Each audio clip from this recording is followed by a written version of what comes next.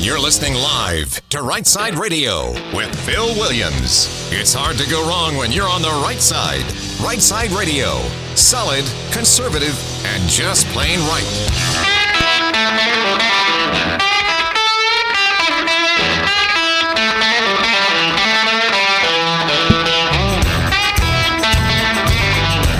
Alabama's syndicated news talk leader, Rightside Radio. Phil Williams here live in the Rightside studios. Man, we got the local, the state, the national, covering down on all of the issues. And, oh yeah, like the dude just said, solid, conservative, and just plain right. Well, welcome to the second day of the week, which we often refer to as Taco Tuesday. Hit me some Taco Tuesday there, Big Rig. More importantly, y'all know what today is, right? It's Taco Tuesday!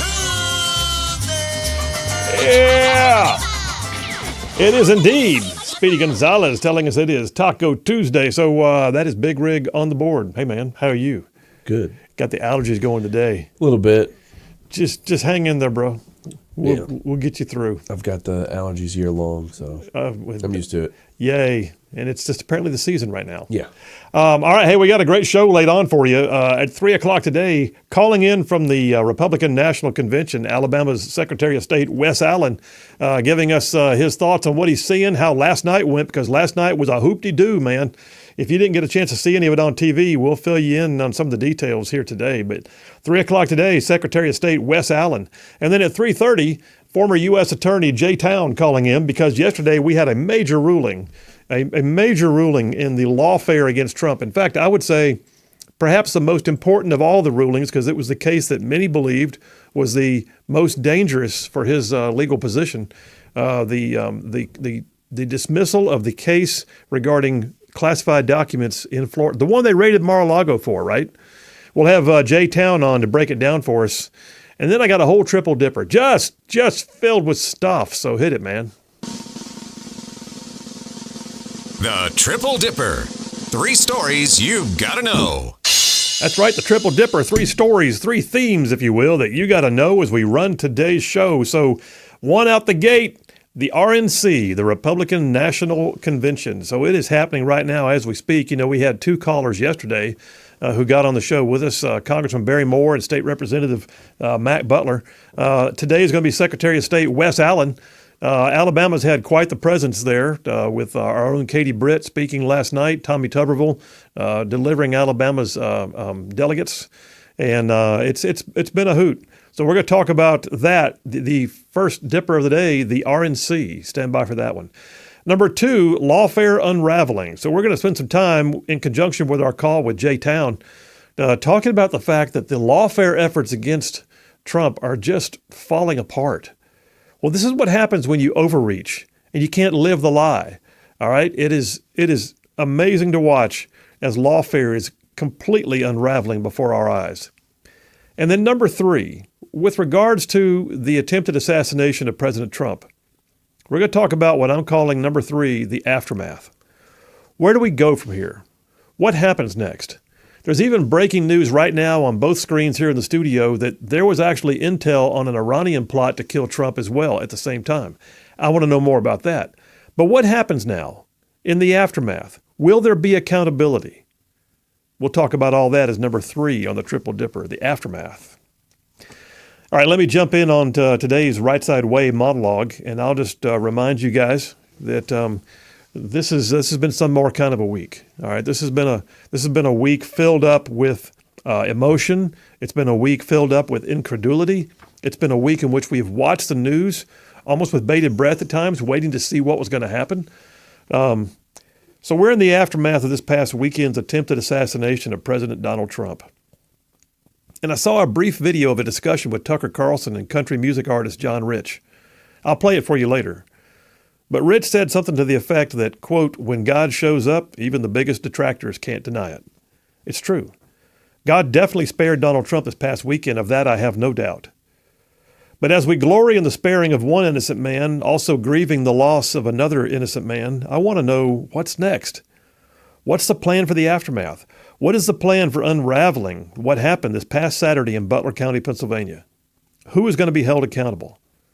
I'm not looking for the individual foot soldier who was on the scene trying to face repercussions now, although someone may need to. I'm talking about the higher-ups, the leadership, the decision-makers. What will come of the head of the Secret Service? Director Kim Cheadle, someone who actually has 27 years of decorated service as a special agent. She's already made it clear she has no intention of stepping down. Look, the highest and most distinct burden of responsibility for the U.S. Secret Service is VIP protection, and nothing within that field of endeavors ranks higher than protection of a president or former president. But what should we expect, though, really, from an administration that defers responsibility, takes no accountability, provides no assurances, and never, ever, ever presses for the resignation of one of its own members? I had a coworker years ago. She was a really neat lady. She had her first and only child late in life. She and I were talking once at work, and she told me that she did not believe in spankings. Okay, I'm not a huge fan of them either, but spanking should always be a last resort when you discipline your child, in my opinion. But to tell a child that spankings don't exist, well, what happens then? She came to work one day, and we had a good laugh about what happened the day before at her house. She said that she and her 4-year-old son were out in the yard working in the flower beds when he picked up the hose and acted like he was going to spray her with water. She told him not to do it. But she could see in his eyes that he was weighing out the whole forgiveness versus permission thing. She told him again not to do it, put the hose down, and then he sprayed her up and down and gave her a full soaking. And she was mad. She took off after him, chasing him around the yard. The whole time he was apparently yelling, "You don't believe in spankings! You don't believe in spankings!" And she was yelling back, "I do now!" We got a good laugh out of that. But the issue was not that her little guy was disobedient. The real issue was he had no fear of repercussions. He sprayed her with the hose because he had already weighed out in his mind and he did not see any concern about the aftermath. In his case, though, his mom changed her mind. But I got to ask, is the Biden administration going to change its mind? We have no reason to believe they ever will. I mean, think back to the debacle pulled out from Afghanistan. It was chaos. 13 U.S. service members and 170 Afghan civilians died at the Abbey Gate. Thousands of Americans were left behind. Hundreds of billions of dollars in military equipment went to the Taliban, who had been our sworn enemy for 20 years. And who resigned? Did any general lose their job? Did we see the resignations or firings of any secretary or deputy secretary or undersecretary, anyone at all? The answer is no. All right, what about the southern border? Has there been a more definitive breakdown of social order and national security? Millions have streamed across the border, largely unfettered. Whole communities have been devastated, resources drained. Worse yet, we see a constant series of stories about crime perpetrated on Americans by illegal immigrants, about the hundreds of thousands of deaths related to fentanyl that streams across our border. Deaths, all these, by the way, that should not occur but for the ability of criminals to enter our country freely. Has anyone in the Department of Homeland Security been fired? Has Secretary Mayorkas even acknowledged the failure of his Department of Homeland Security to actually not secure the homeland? Again, the answer is no. All right, one more. How about the economy? During the past 3 years, we have endured the highest inflation in decades. Interest rates are stymieing the housing market. Gas prices are twice what they were when Biden took office. Which economic advisor to the White House has any fear of losing their job? I mean, has there been any accountability? It would seem that if your job is to advise the president on economic affairs and that the affairs you advise are an economic disaster, well, then maybe you're operating outside your gifts. Need to get another job. But they won't. There's no fear or concern at all about such accountability measures in a Biden White House. And I guess perhaps more importantly is the man at the top. Despite his obvious personal frailties and the pain that the average citizen feels because of his policies, or the lack thereof, Joe Biden sees no reason why he should not run again. I mean, why would anyone in the current administration feel any concern about losing their job when the man they work for feels no shame in clinging to his own? There was a movie that came out back in 2001. It was a great movie, The Last Castle, starring Robert Redford and James Gandolfini. It's one of the best movies about leadership you'll ever find. I've actually used it to teach leadership and accountability. The storyline of The Last Castle follows the imprisonment of Redford's character, a 3-star general, Lieutenant General Eugene Irwin. The plot shows Irwin in prison and the other military prisoners who were at first wary of him, but over time they begin to respond more and more to his obvious leadership, his command presence. James Gandolfini, he plays the power-hungry warden, Colonel Winter. The men are just cattle to Colonel Winter. They're just the objects of his scorn. They're the thing he must deal with to advance his career. But then in comes Lieutenant General Irwin, and he restores pride and dignity to the men of the prison, even without his uniform and his medals. And they did so because he was a leader. He cared about them personally. He put others above himself. It was a great storyline. There were so many lessons, but the premise of why he was in prison in the first place is what goes to my point today. In the movie, Lieutenant General Irwin was in prison because he had been the commander of a force who required rescue. So against orders from the National Command Authority, the character of Lieutenant General Irwin had sent troops on a rescue mission to get his men out. The mission went badly, and 8 soldiers died. There had been an opportunity for blame to be cast on the lower ranks who conducted the mission, but the character of Lieutenant General Irwin would not hear of it. He took full responsibility, he tendered his resignation, and he agreed to face charges in a court-martial proceeding, and he was sentenced to 10 years. There was one scene in the movie with the warden, Colonel Winter, speaking disdainfully to Lieutenant General Irwin. Irwin had confronted Winter on his failure as a leader, and Colonel Winter pointed out the window to the prison yard and yelled, "Mr. Irwin, they are the enemy. But then I don't have to justify myself to you, do I, Mr. Irwin?" To which the general simply responded, "I don't know. Do you?" Look, the American people want some accountability. Not from the lower ranks. We just want someone to be the stand-up guy or girl and take ownership of the failures that we've been living through. We were given no accountability on Afghanistan or the border or the economy. But this past weekend, the former and soon-to-be next president of the United States barely survived an assassination attempt. And he didn't survive because of that, Director Kim Cheadle, whatever she did to protect him. He only survived because he happened to move his head at just the right second. Director Kim Cheadle presided over an epic failure. I think it's time to bring back resignations or firings or both. How about this? Let's make accountability popular again. Because without the promise of penalty, there can never be accountability. And that's a wrap for the Right Side Way. Yeah, there you have it. I mean, the reality is this. Nobody in the Biden administration is ever called upon to face penalty for their lack of leadership or the failures on their watch. They just pass the buck or deny that it happened altogether and try to gaslight us into believing we didn't see what we thought we saw. Here's the truth. They can't hide it. Someone just needs to take a step up and say, "I'm the one, and I tender my resignation." We are past time for it. Phil Williams, Right Side Radio. Y'all stay tuned. We'll be right back.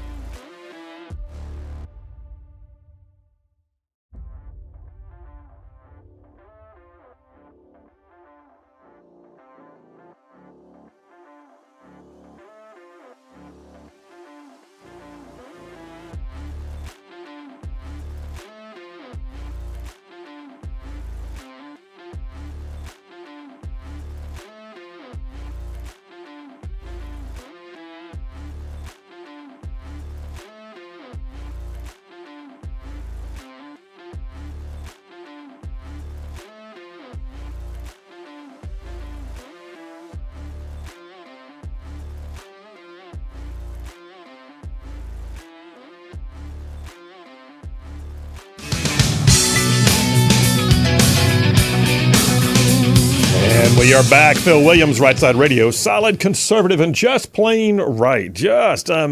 Man, making it cool to be a conservative.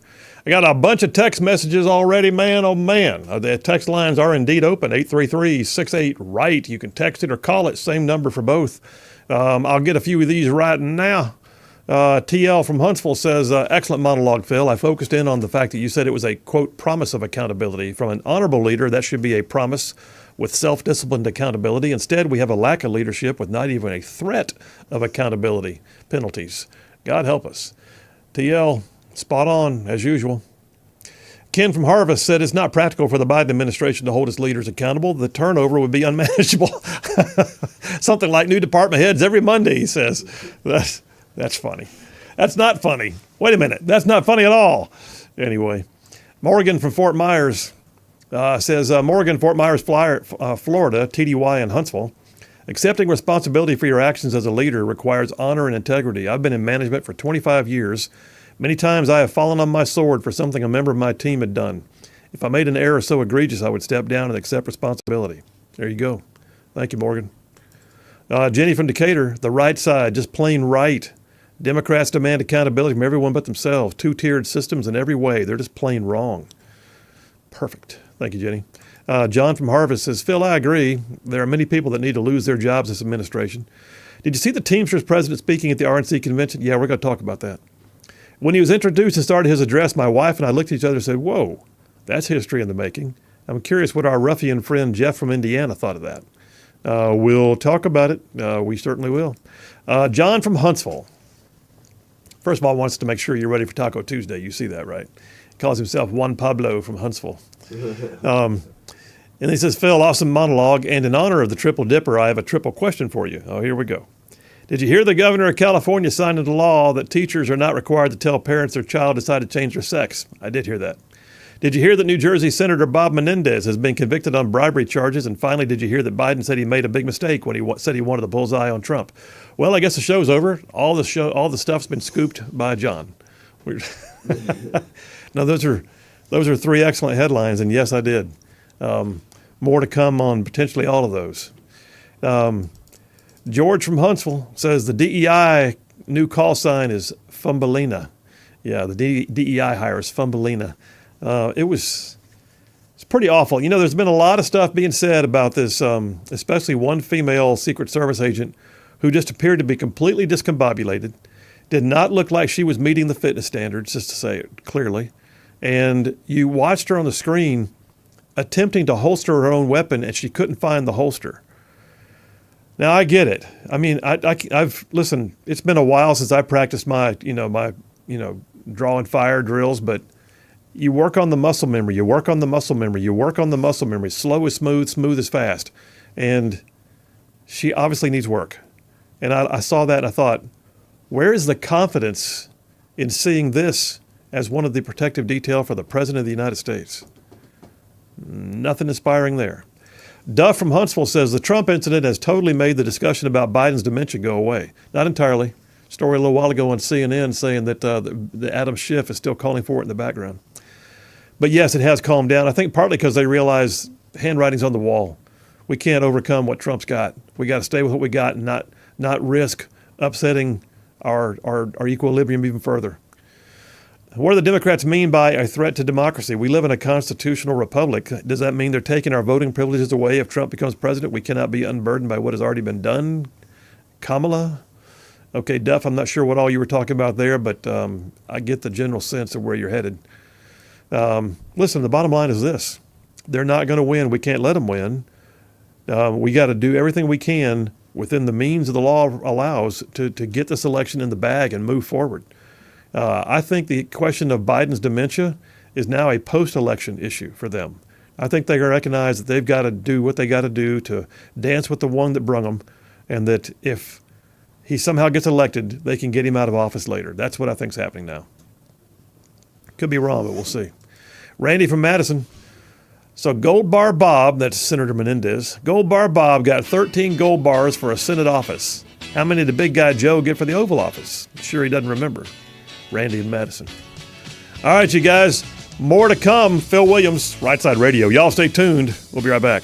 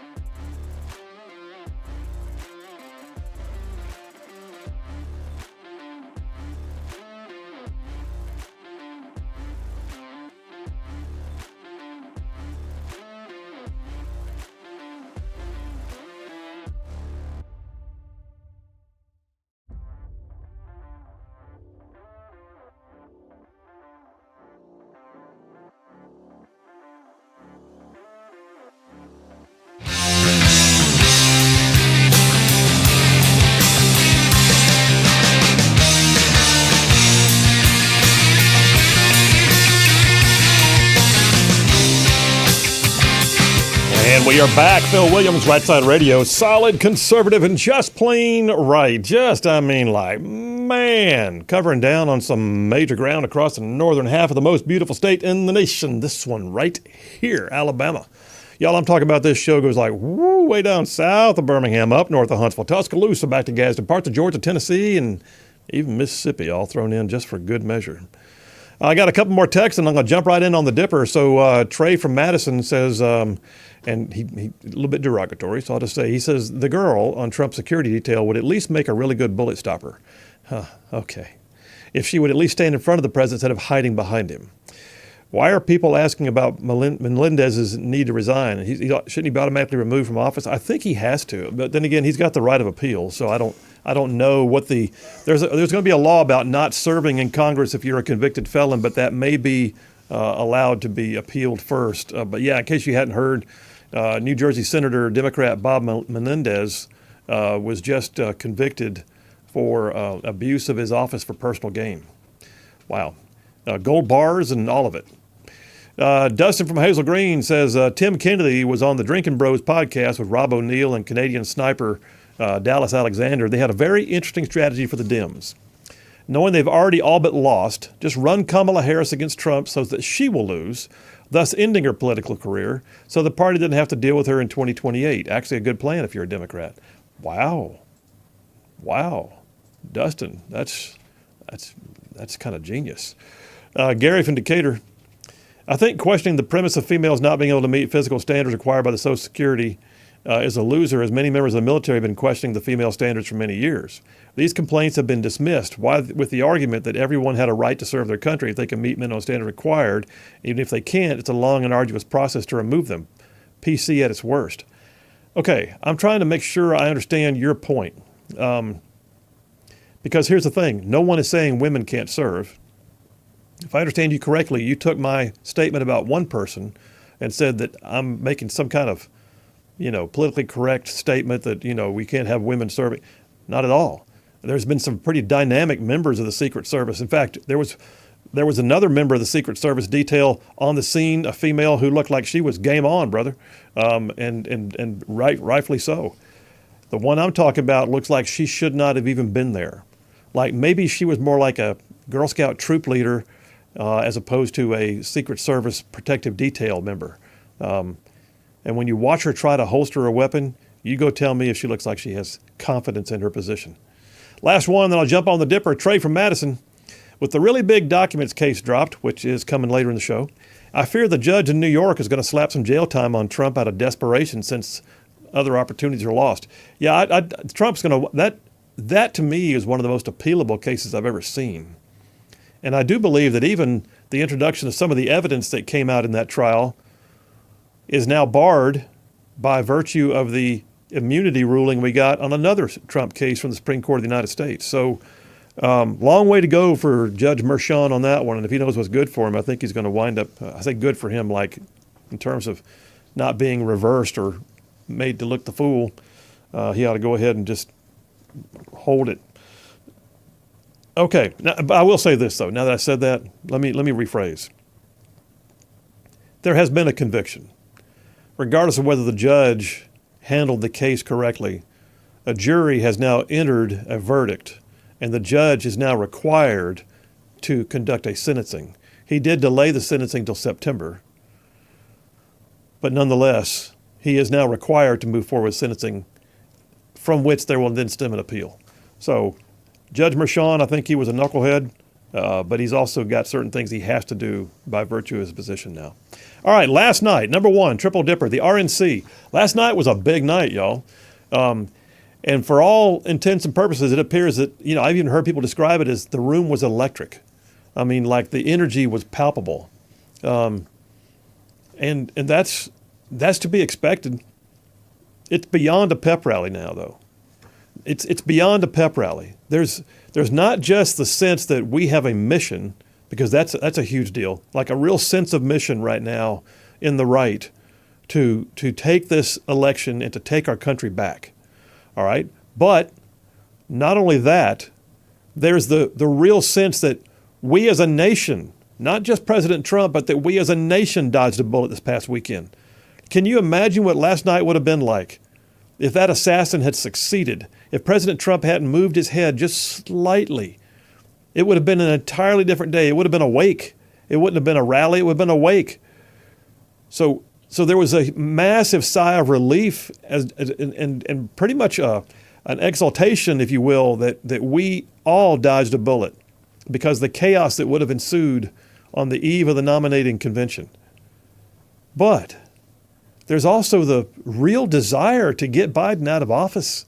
Everybody in that room was on mission. This was not going to be a place where Code Pink was going to show up and protest in the room, right? No. This is all, the entire room was filled up with the exception of members of the press, this entire room was filled up with elected officials and duly elected delegates who represented each of their states. And they were all there for one purpose. When you have that many people in a room, excited, relieved, game on, focused, as a team, you can imagine what the room felt like. Dana Perino talked about when Trump entered the room, because he did. Trump came in last night. In case you didn't see it, he came in. His entire right ear was covered in a white bandage. But he walked in, waved at the crowd, and there were times when he looked a little emotional. And I would not be a bit surprised. It's been a long road. It's been a long road for him to get to that room. I mean, there was a time when perhaps he would have thought that he would never be able to enter that room again with the intent of not just leading the country that he says he loves, and I believe he does, but getting his good name back. And he has fought, listen, the things he's had to endure just to get back in that room are on scale like nothing I've ever seen before.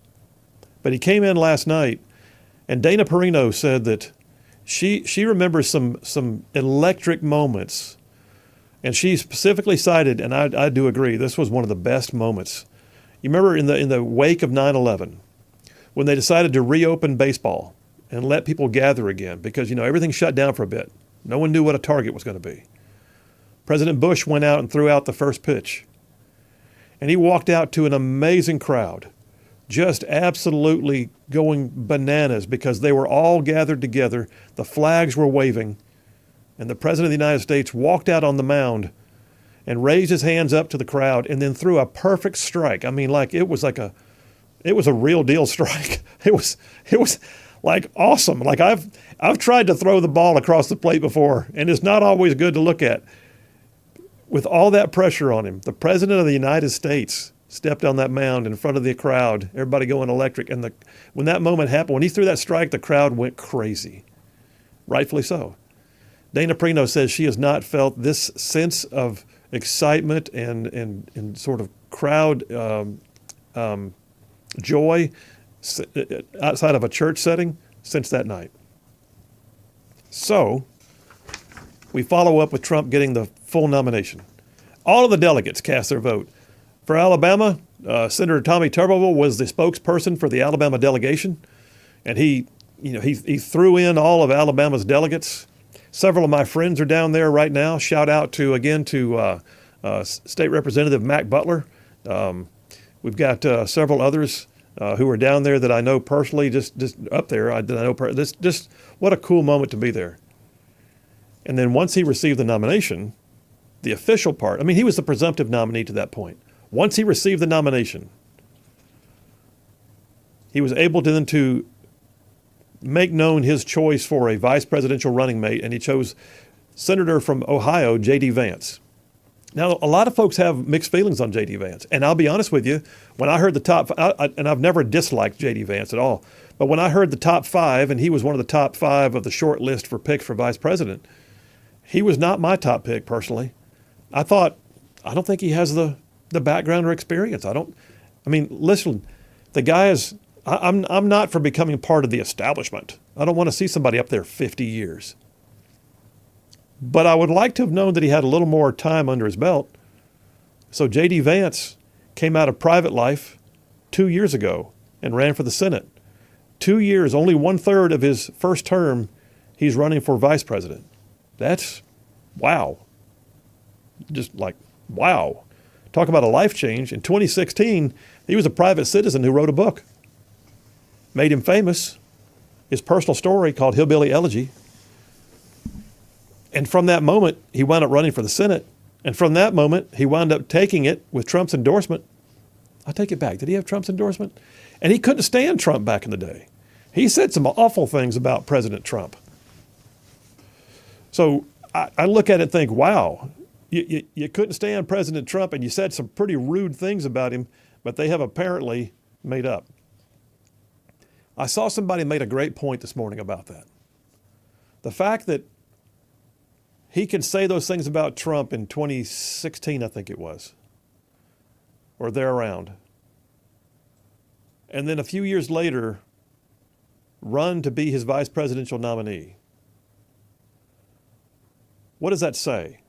It may say, number one, J.D. Vance is the kind of person who, some are going to call it, political opportunism, whatever. I think you may be looking at, number one, J.D. Vance is willing to assess and recognize where he was wrong, which he has said by his own account. But the other is, what kind of person is Donald Trump that J.D. Vance would come around and go, okay, I can work with that guy. That's a reflection on Trump as much as a reflection on Vance. So that's where we are right now. Now, I'm going to come back from this break we're about to go on, and I got to tell you, there were some interesting speeches last night. If you have not heard, there were some people giving speeches last night at the Republican National Convention that no one would have expected. And I'd like to get your thoughts on it. We'll talk about that when we get back. Phil Williams, Rightside Radio. Y'all stay tuned. We will be right back.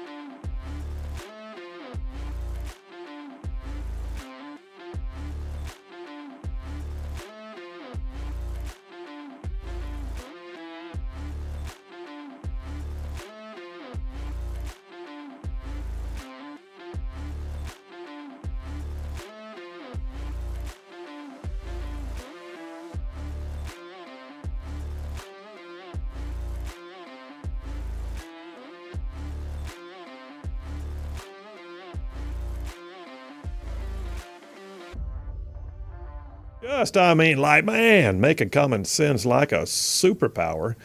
All right, so I got a story here from Fox News, very interesting. Right after J.D. Vance was touted as the nominee for vice president, you immediately had the Biden campaign. They can't control themselves. They immediately came out calling him an extremist. The Biden-Harris headquarters issued a statement immediately on Twitter saying Trump has selected far-right MAGA extremist J.D. Vance as his running mate. Vance is a 2020 election denier, supports a national abortion ban, voted against IVF access. Boy, they got all the big buzzwords in there, didn't they? Like, oh, God, cats and dogs living together. It's the end of times as we know it. Anyway, what a ridiculous bunch of crap. But anyway, he's an election denier. How about that? We all deny the election. For the most part, we look at it and go, that was the most jacked up election we've ever seen. But anyway, nonetheless, the Trump campaign immediately came back and pointed out that here we are less than 48 hours from an assassination attempt, and they're still out there using this like extremist world is coming to an end type of rhetoric, trying to incite people. It's just, anyway. Communications director for the Trump campaign, her name is Caroline Sunshine, which, by the way, Caroline Sunshine has to be one of the best names for a communications director I have ever heard. She brings the sunshine every time she speaks. Caroline Sunshine for the Trump campaign said, it's very clear Joe Biden is not the person who can unify this country as evidenced by that statement. Yeah, I would agree. But listen, there were some speeches given last night, and I would love y'all's thoughts on this. Two in particular have really raised eyebrows. The Teamsters Union, their president, Sean O'Brien, gave a fiery pro-union speech last night at the Republican National Convention. And the other one was influencer slash rapper slash, I'm not sure what else she's done, but she's a bit of a liberal activist at times. Amber Rose spoke. So what do you see in this? I mean, is this like a watering down of our standards, or is it a clear indication that we have a big tent and we're not saying you have to believe everything we believe on the platform to vote Republican? I got mixed feelings on it, but I'd love to hear y'all's thoughts. But Amber Rose, she's famous for having been, in a relationship with Kanye West at one point. She's a model. She's a alternative lifestyle supporter, activist. She started, and I'm going to go ahead and say it, she started a thing out in California called the Slut Walk. I'm not sure what that's all about. And then you got the Teamsters. Story here from townhall.com about the Teamsters speech. I mean, I watched it, and at some point I looked at my son who was with me, and I said, how long is this guy going to speak? It's like he couldn't quit. It was this fiery, it's everything, it's the worker, it's all get out there and we're going to do all the things, big corporation America is bad. And he looked at it and go, wow. Story here on Town Hall saying it was an endorsement, it was a non-endorsement endorsement. Because the fact that he was there and thanking President Trump from the stage for opening the doors of the convention to allow the Teamsters to speak for the first time ever in the 121-year history, sent a message. Because I will say this, I do believe that more and more the Republican Party has become the party of blue-collar workers and just solid average citizens. I think more and more that's begun to, I mean, it's not that it's never been that way. I'm just saying that used to be the Democrats controlled the unions and the black vote. We're the union, we're the black votes. We got all, and you can almost count on like a 98% turnout there, but it's faded in both regards. So yeah, Sean O'Brien from the Teamsters gave this like fiery, soaked in populist rhetoric speech about corporate America, but then he also said, I don't care if your name has a D or an R or an I next to it. We just want to know what you're going to do to help the American worker. Fair. That's fair. And I don't mind hearing that speech. But the thing that got me was we were hearing it at the Republican convention. Very interesting. And then the Amber Rose speech it's like, okay, so we just saw the Republican National Convention open in prayer, celebrate the fact that President Trump survived the assassination attempt. We're all united in the idea of getting Biden out of office. The platform was adopted the other day, had a little bit of controversy on whether the platform was watered down on a few key cultural, social issues. But then we have Amber Rose and the Teamsters come speak, and we're like, didn't see that coming. So I want to know your thoughts on this. Do you feel like that in some way recognizes a watering down of standards, or is what we're seeing there the notion that we have a much bigger tent and we need to acknowledge that and let people be sort of on the team who may play one role, but they don't play all the roles? I just a bit of a mixed bag. And, I've said multiple times, like the whole LGBTQ activist lifestyle, I'm not for it. But I am not going to say that somebody's gay, they can't be Republican. There's some great Republicans who served in the Trump administration who were openly gay. But that being said, we didn't have anybody speak last night, and I'm glad of it, advocating for the lifestyle, because generally speaking, it's the left that goes into identity politics. But I think last night there was something going on there on the opening night to be able to have what I would call two keenly, selectively chosen speakers who didn't reflect what we would have expected in a speaker on the opening night of the RNC. Your thoughts? Tell me about it. Coming up next, Secretary of State Wes Allen calling in from Wisconsin. Y'all stay tuned. We will be right back.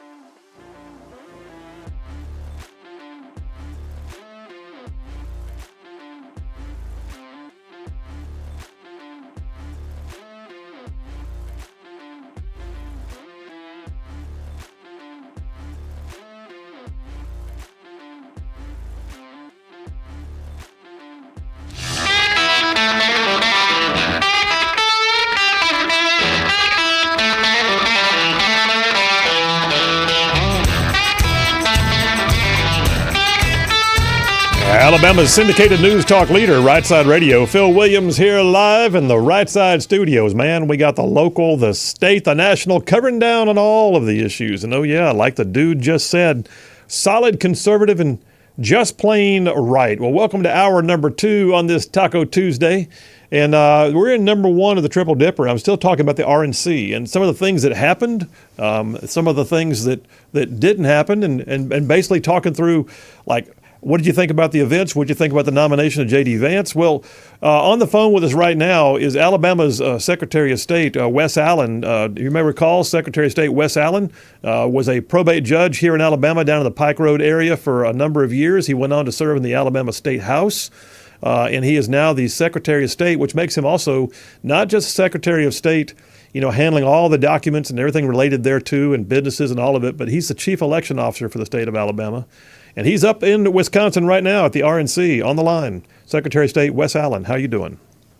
I'm good, Senator. Thanks for having me on. It's finally cooling off in Milwaukee. I think we brought the Alabama heat with us for the first couple of days. It was ridiculous, well, but finally the showers moved through and it's finally cooling off. Thank goodness. Well, good deal. Well, listen, just tell you what, give us your. We had Congressman Barry Moore and State Representative Matt Butler both call in yesterday. So I'll just ask you the first thing I asked them. Give us your perspective on what it's like being there.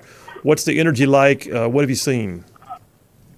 Well, this is my first convention to ever attend. As long as I've been participating in Alabama Republican politics, you know, at the local level, on the executive committee, at the state level, chairman of the Pike County Republican Party, being in elected Republican office for many years. This is the first time I've been here. And, you know, the energy is really incredible.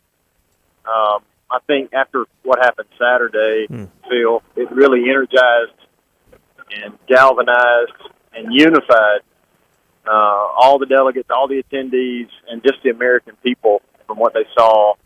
And we're looking forward to hearing from President Trump on Thursday. When he came in the building last night, it was, I mean, my goodness, the electricity and just everybody, it was wonderful. And then, of course, I can't imagine what it's going to be like Thursday night when he actually takes the stage.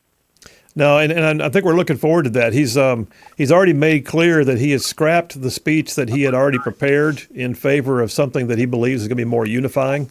And so I look forward to hearing about that. And then, of course, the nomination of J.D. Vance as his nominee. Your thoughts on that? I think it's an excellent pick.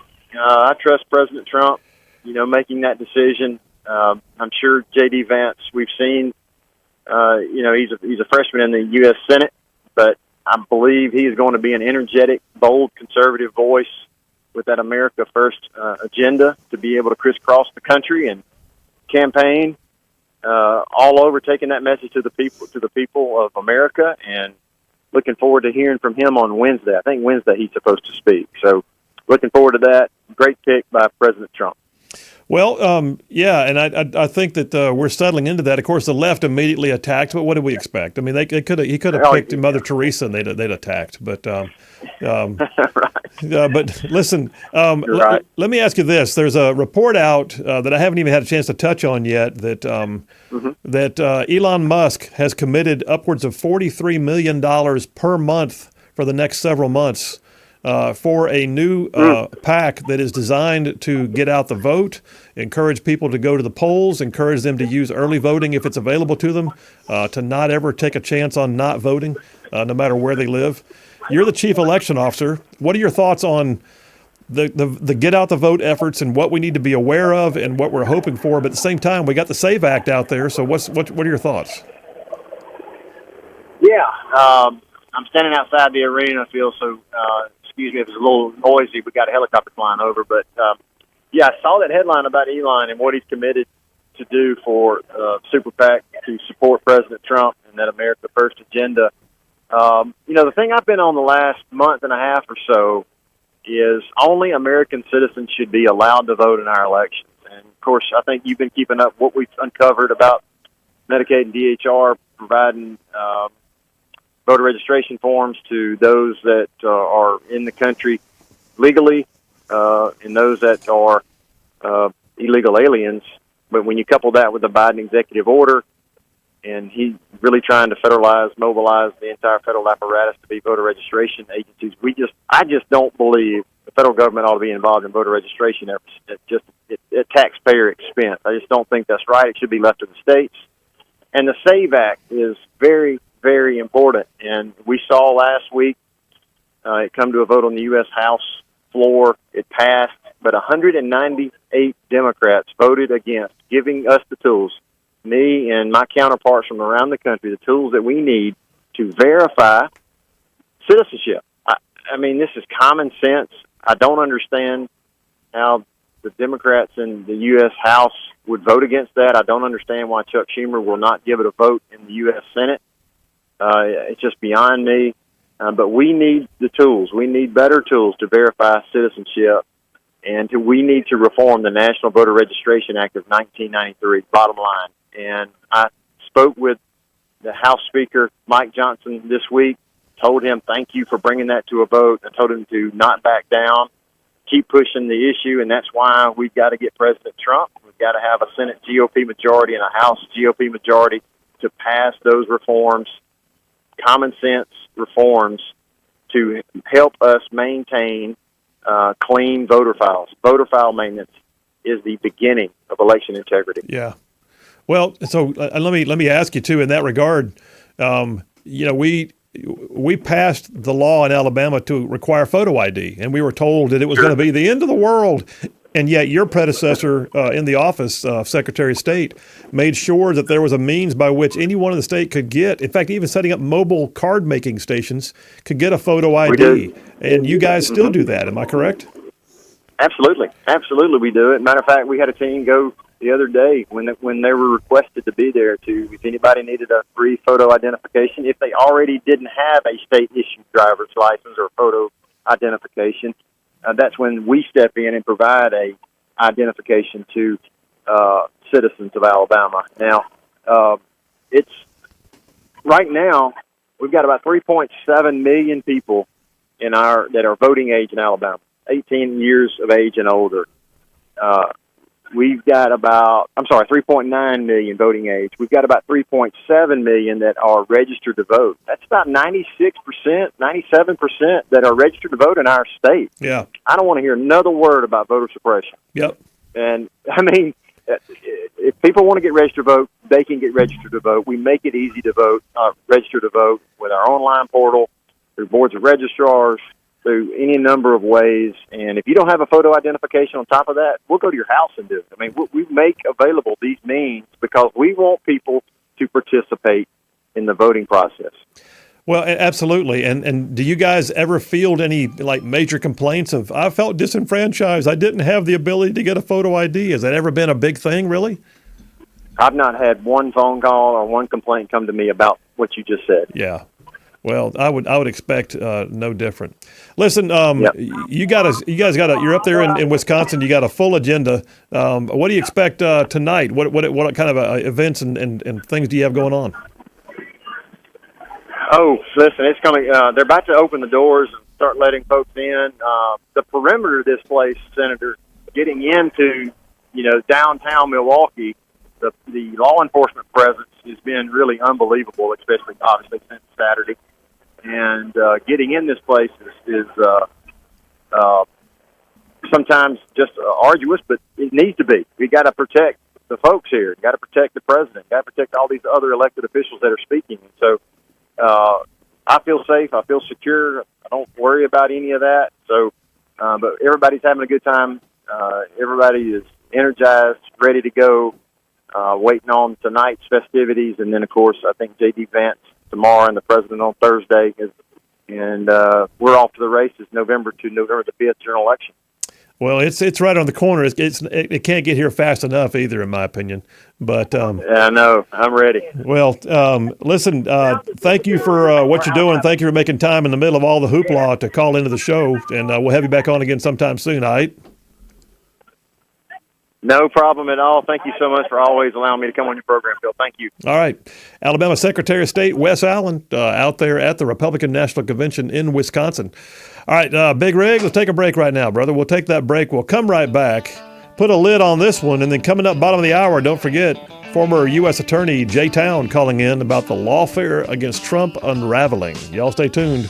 We'll be right back.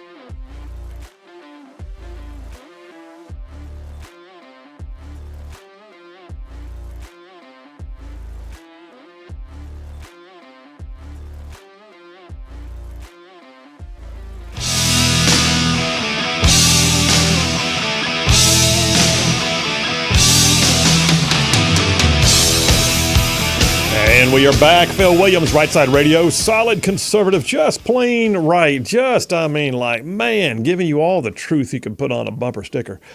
Keep in mind, coming up, bottom of the hour, after the next break, we'll have former U.S. Attorney Jay Town calling in, going to give us the breakdown of what he sees in the most recent court rulings where they're unraveling the lawfare against Trump. So let me go back to this question of Amber Rose speaking at the convention last night.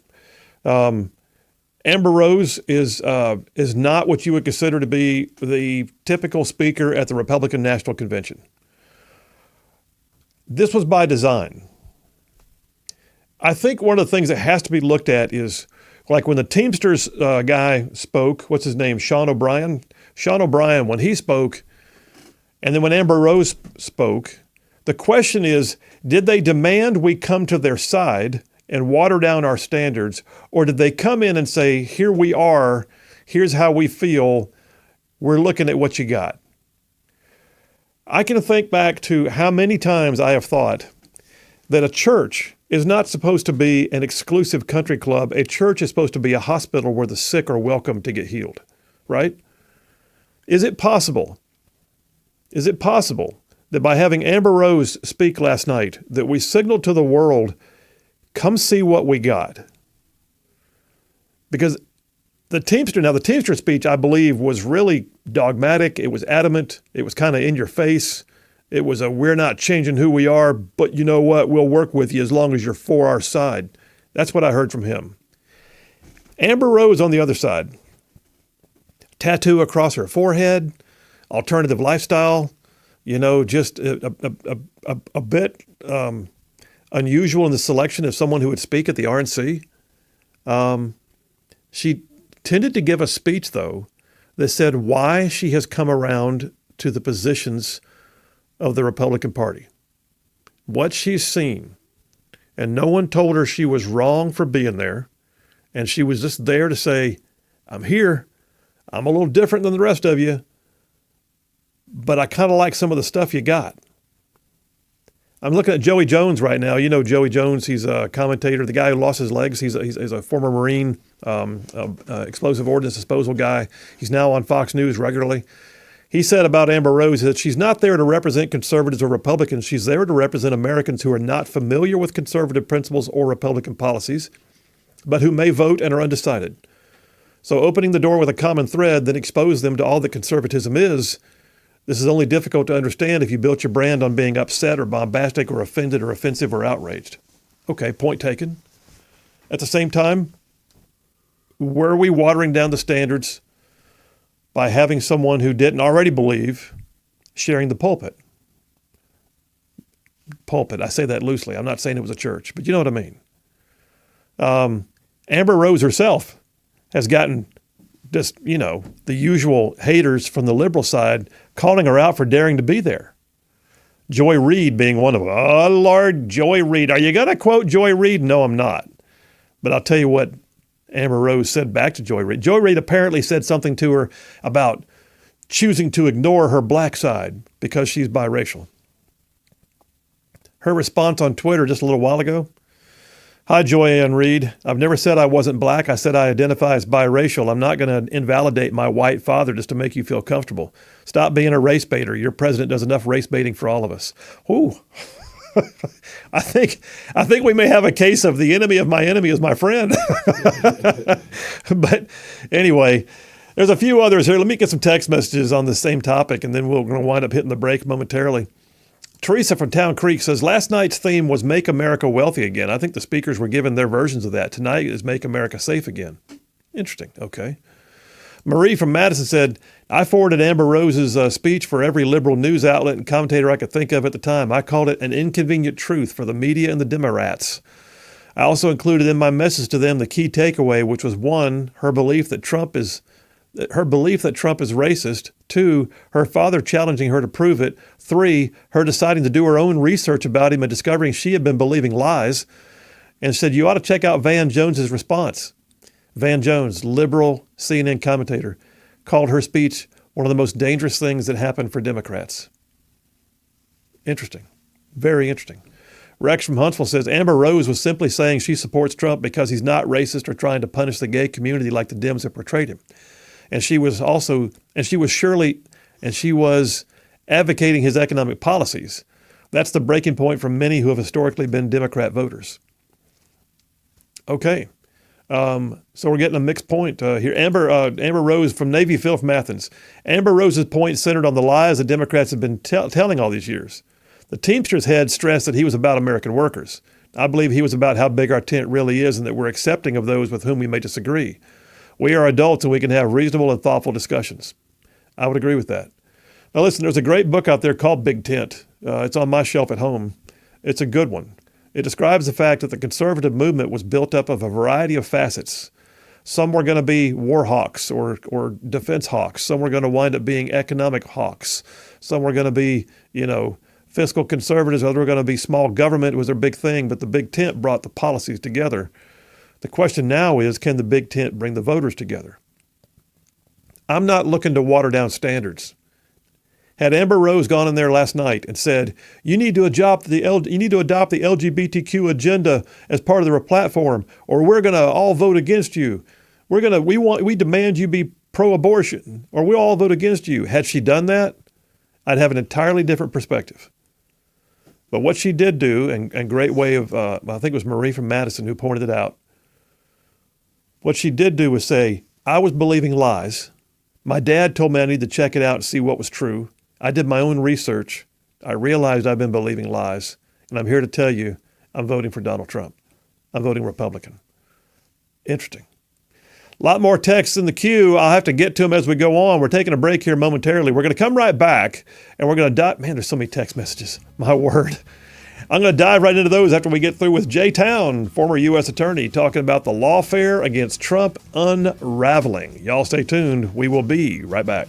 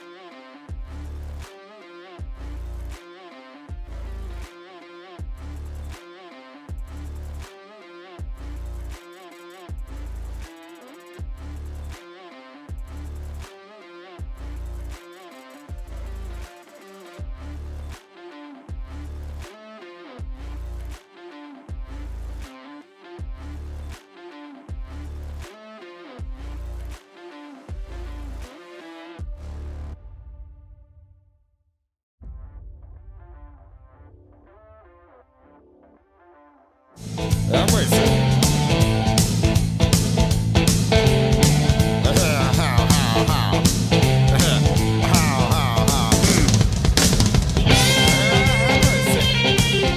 And we are back. Phil Williams, Rightside Radio. Solid conservative, just plain right. Just covering down on some major ground across the northern half of the most beautiful state in the nation. I'm talking about this one. I'm talking about Alabama. Y'all, this show goes like way down south of Birmingham and up north of Huntsville and Tuscaloosa, back to Gaston, parts of Georgia, Tennessee, and even Mississippi, all thrown in just for good measure.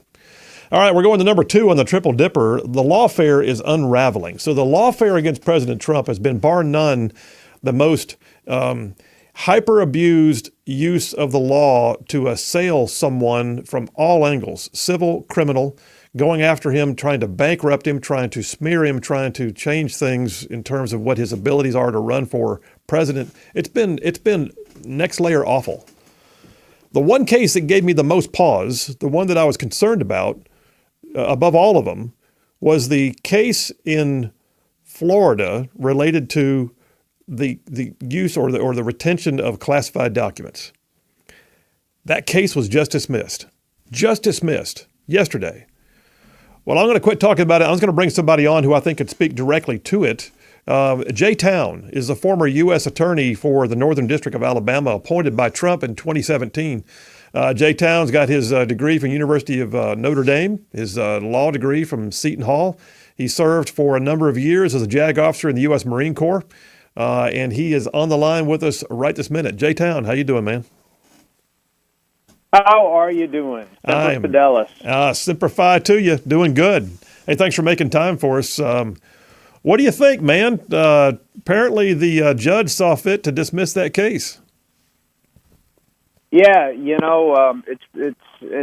folks need to understand why it was dismissed. It wasn't dismissed because it was meritless. It was dismissed because the person who brought it didn't have the authority to bring it any more than some civilian walking around the mall does. There are rules for these things. I was appointed and nominated by the President of the United States, confirmed by the Senate, which meant I had the plenary power of a United States attorney. But Bill, I could only prosecute cases here in the Northern District unless I got special permission from the Attorney General to go to another district and do so. That's why David Weiss's prosecution of Hunter Biden is fine. It's safe. He was presidentially appointed. I served with David, in fact, and he was confirmed by the Senate, and then he was made special counsel, having already been confirmed by the Senate for such a position with such power. Jack Smith was a civilian one day, woke up the next day, and had unblemished, unfettered authority to do whatever he wanted, wherever the hell he wanted to do it. Yeah. And, Eileen Cannon, at least, said, yeah, that's not how it works. And, Justice Thomas wrote about it in the immunity opinion. He had a concurring opinion where he simply just addressed the prosecution itself and directed Judge Chutkin, the trial judge in the D.C. Circuit, to make a determination about Jack Smith's eligibility. This doesn't mean that the case is gone forever. This DOJ strikes me as one that may go back and indict again. But you get back on another schedule, they're going to draw Judge Cannon again. So it's not like all the motions and things like that, but they'll all have to be revisited. The immunity case still has to be revisited. So I don't see any of these cases. I don't even see the Manhattan case being sentencing even going forward at this point. And the lawfare, as you said on the lead-in, is crumbling. It's falling apart. Yeah, it really is. So this ruling with Judge Cannon, I saw today that the DOJ has already authorized or granted leave for Jack Smith to go ahead and appeal. So I guess he has grounds to appeal, even though he technically was told he didn't have grounds to do anything. He's going to appeal his position. That being said, it goes to the 11th Circuit. What are your thoughts on that circuit and where it heads? I mean, I'm an attorney. I tend to lean towards the 11th Circuit's rulings on a general basis, but what are your thoughts? Yeah, I mean, it's a very conservative circuit. Bill Pryor runs the circuit right now on the 11th Circuit. He's down in Birmingham. Good judge, good man. Was the Attorney General here in the state of Alabama for a period of time. And I can tell you that they will not be in a hurry to hear this case. And so, I mean, it's great that Jack Smith is appealing because he's just going to run the clock out for another 90, 120, 150 days. And this is the guy that vowed to prosecute Trump no matter when the trial date fell. It didn't matter if it, fell the week of a national election for president of the United States. Yeah. So this case is now really being torpedoed by DOJ itself. It's kind of a graceful exit for the Mar-a-Lago case in the sense that it'll still be under appeal. And then a new DOJ will come in January of 2025, and they will withdraw the appeal, and that'll be the end of the case. There won't even be a case to dismiss at that point. I would agree. We could send Jack Smith packing at that point. So let me ask you this, though. I've not, and I don't know if you have either, so if you got an opinion on it, let me know. But I know that Judge Cannon's, her decision was a 93-page decision. But did it? You made reference a moment ago to Justice Thomas's writing recently in the immunity case, the concurring opinion. Did that concurring opinion, did it bleed into the Judge Cannon's decision? Did she reference it at all? She cites it 4 different times. Wow. Yes. Yep. And she quoted from it. But really, and she also parroted some of the same case law that Justice Thomas used to justify his concurring opinion about Jack Smith's authority or lack thereof. But she came to her own conclusion. It was a well thought, pithy decision. Folks are going to disagree with it if they want to, but you can't say it was just a sloppily drafted opinion that didn't have any basis in originalist text. It did. And it had basis in the case law that interpreted that text. So, she gave it a lot of thought, and she released it yesterday. And it just. And remember, this isn't just against Trump. This is against his co-defendants too. And as you also said in the lead-in, you thought that maybe he had the most exposure in the Mar-a-Lago case. I tend to agree with you, Bill. The obstruction charges, especially. Were perilous if a jury were to believe them. So to have all of that dismissed and then have to start anew with all of the time frames involved in this type of litigation, just because they started it once doesn't mean that it gets on some rocket docket. Nope, it's not how it works. It goes to the back of the line. Southern District, Florida has other cases, believe it or not. Jack Smith might not believe it, but, we are prosecuting people in this country, not like we did, between 2017 and 2021. But there's other stuff going on other than lawfare prosecutions of a guy because people don't like him.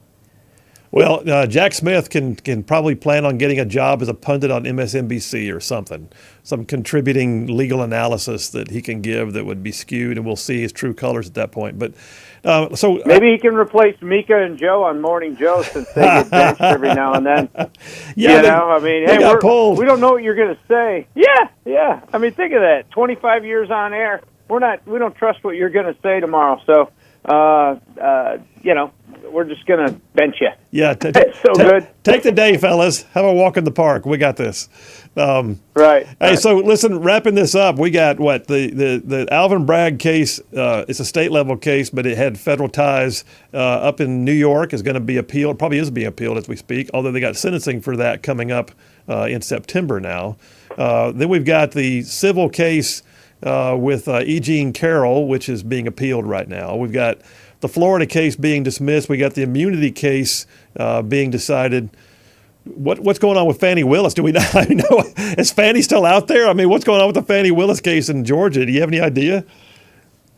Well, I mean, she is under scrutiny by an appellate body there, and they're not in a hurry either. but it's a very conservative draw, the 3 appellate judges that she drew to determine whether or not, A, she lied under oath when she took the stand saying that she didn't have a relationship with Nathan Wade, and 2, whether or not her conflict of interest results in her recusal from the case, which means her whole office is recused, and they would have to send it to a new prosecutor who would promptly dismiss the charges because, again, with the immunity decision, a phone call that Mark Meadows makes now to a Secretary of State, that is absolutely immune from a fact that you could present to a grand jury. Yeah. I mean, the Manhattan and the Georgia cases are done because they were littered with tweets and phone calls from the Oval and what did the chief of staff and the president talk about and the vice president even. Those are all Article 2 functions. And it gutted all 4 of the cases. But, man, to have the Mar-a-Lago case dismissed, the one that it didn't really touch that much, the immunity decision, that is. The guy said, I mean, I know he got shot in the ear, and it's awful, and it's terrible that a man lost his life right in front of his family. Yeah. But if you're Donald Trump, you've had quite a month's worth of victory, and I hope that he has another one here in about 3.5 months. No doubt. Well, listen, J-Town, we appreciate you, as always, jumping on and giving us some analysis, and your background and your perspective is much appreciated, man. So thanks for what you do, and Semper Fi. Semper Fi. Thanks for having me on. Appreciate you. Take care. There you go, man. The lawfare just unraveling. Like, as we speak, the cases are just falling apart, and that's the thing. It's sort of like the old idea about trying to support a lie. Typically means you have to lie some more, and then remember what you lied about, and then eventually the lie begins to backfire on you because you can't lie enough to maintain the original lie. That's where we are with lawfare. The majority of this is crumbling because it was baseless. They're doing everything they can to live a lie. And this is not what the law was intended. I mean, the idea that we're a nation of laws does not mean you're allowed to use it as a bludgeon, all right? And I listen, we still need to see Trump elected, all right? We do. Let's do not let our guard down, but I will say this. Well, aside from what happened Saturday, which was awful, the man is otherwise having a very strong month. Very strong month. He is proving once again that there's very few people that could have stood up under the weight of what he's had to endure. He had the personality, the personal resources, and he had truth on his side. And when you combine those 3, they poked a bear that they didn't know what to do with once they poked it. I mean, Fannie Willis, she's like the dog who grabbed the bumper on the car and then didn't know what to do once she grabbed the bumper on the car. And she's been flailing and flagellating ever since. And maybe flatulating. But anyway, all that to say, lawfare is falling apart. All right, let's take a break there, Big Rig. We'll take that break. We'll come right back. I got to catch up on some text messages. Big Rig, how many do we have right now? My soul. All right, you guys keep texting. We'll keep reading. Phil Williams, Rightside Radio. Y'all stay tuned. We will be right back.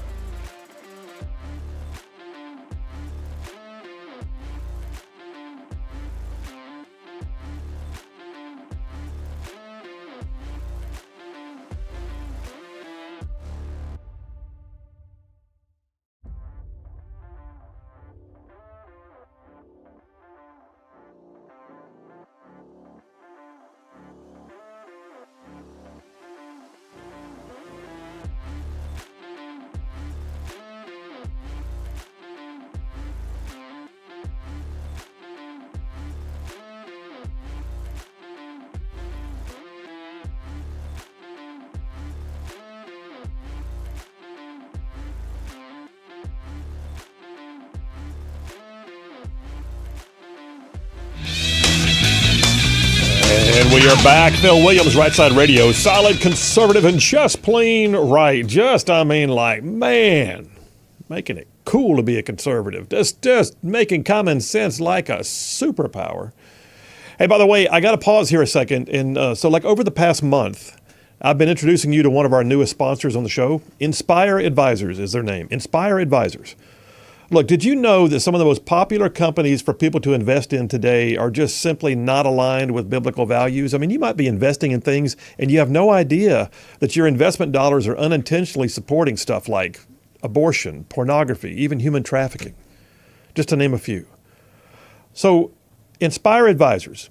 Paul Breyer and his team over at Inspire Advisors, they are specialists in the field of what is known as biblically responsible investing, sometimes even called BRI.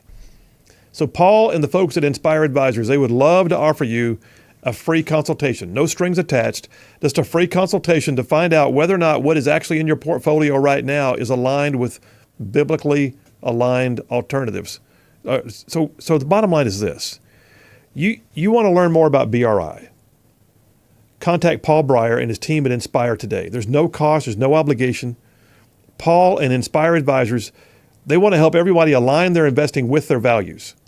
So you grow your bottom line, but you also support the world view that you most love. All right? To reach Paul and his team, quickest way to do it, just go to our website, rightsidemedia.org. That's rightsidemedia.org. Click on the sponsors tab from the Rightside Radio tab. Click on sponsors, go right to their logo, click on it, it takes you right to their website. You can get a free consultation scheduled today. It's conservative, it's godly, it's balanced, it's financial freedom. It's Inspire Advisors. Check them out.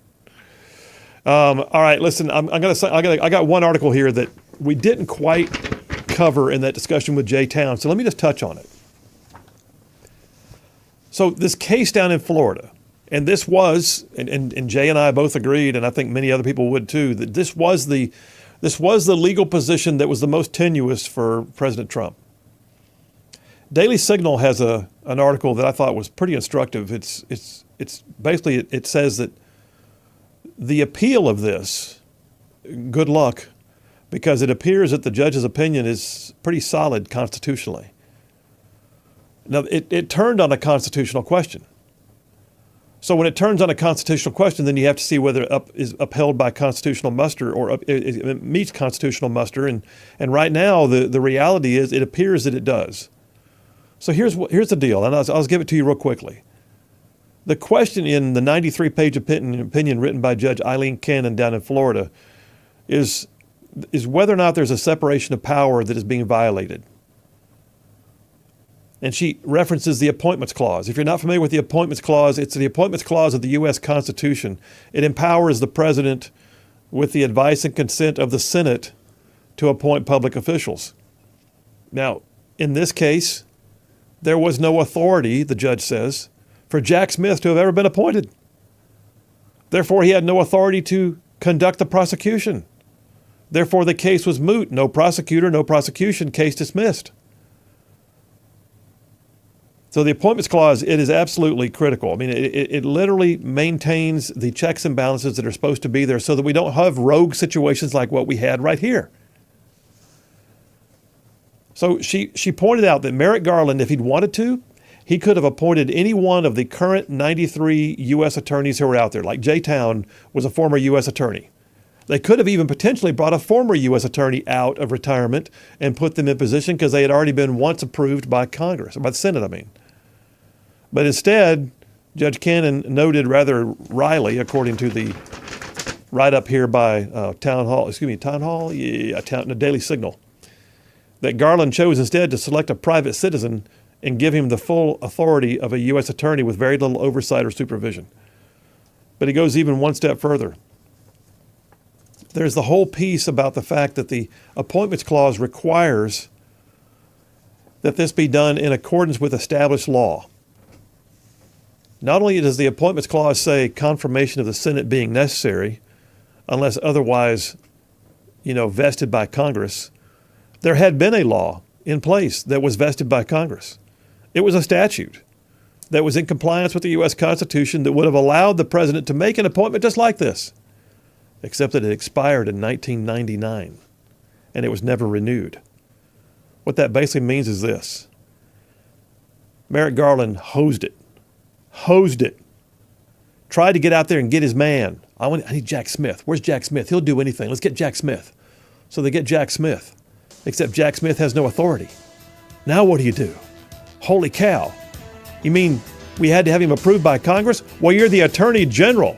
Go read the Constitution. Case dismissed. Awesome. Phil Williams, Rightside Radio. Y'all stay tuned. We will be right back.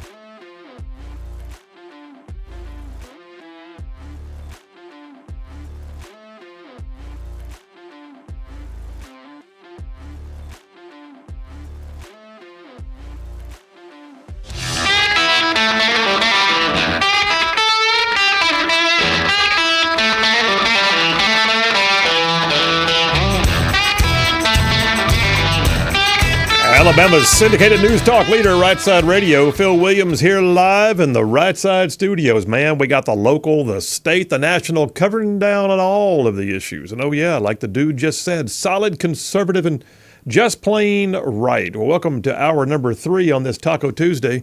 We have already covered certain aspects of the RNC. We talked about lawfare unraveling. In a few minutes, I'm going to be jumping into number 3 of the Triple Dipper aftermath is what I'm calling it. But I got to catch up on some text messages. Y'all are amazing. So the text lines are open, which apparently half the world's already figured out. 833-68-RIGHT is the number. It's 833-687-4448. By the way, before I do that, I'll remind you guys that tomorrow the latest edition or episode of the Rightside Right Philosophy podcast, video podcast, will be available for download. It comes out every Wednesday. And then the other one, Right Click, comes out on Fridays. And then just had some pretty exciting conversations the last couple of days. I think we have at least 2 other video podcasts about to join the Rightside family. So stay tuned for that. We'll let you know more. You can always find all those, by the way, on the website, rightsidemedia.org. That's rightsidemedia.org. Text messages. Let's see what we got here. John from Huntsville says, Phil, I got to say what I say about the Democrats is you reap what you sow. Well, there you go. Apparently Nikki Haley is also speaking tonight. She should. I mean, I wouldn't have voted for her. I never did not vote for her.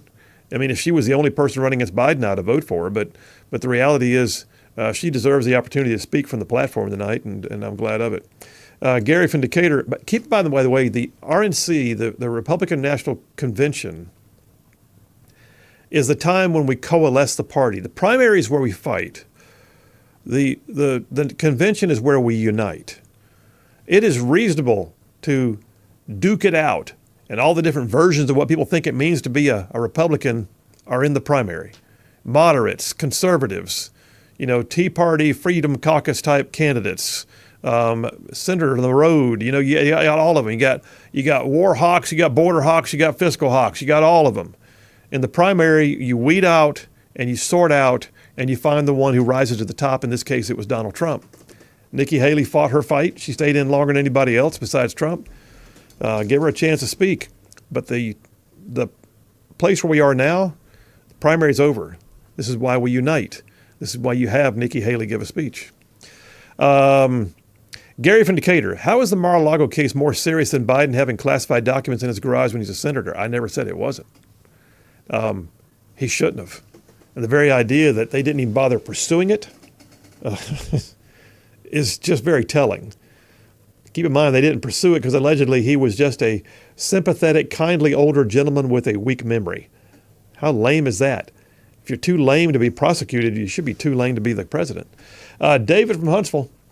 Was the appointments clause anything Republicans have been pointing to prior to this ruling from the judge? Yes. So I don't remember Radio Talk making this argument anywhere. Yes, it was. It was made in the D.C. case, Robert Mueller, during the Russia collusion. It was believed he didn't have it, but that was also a different circuit.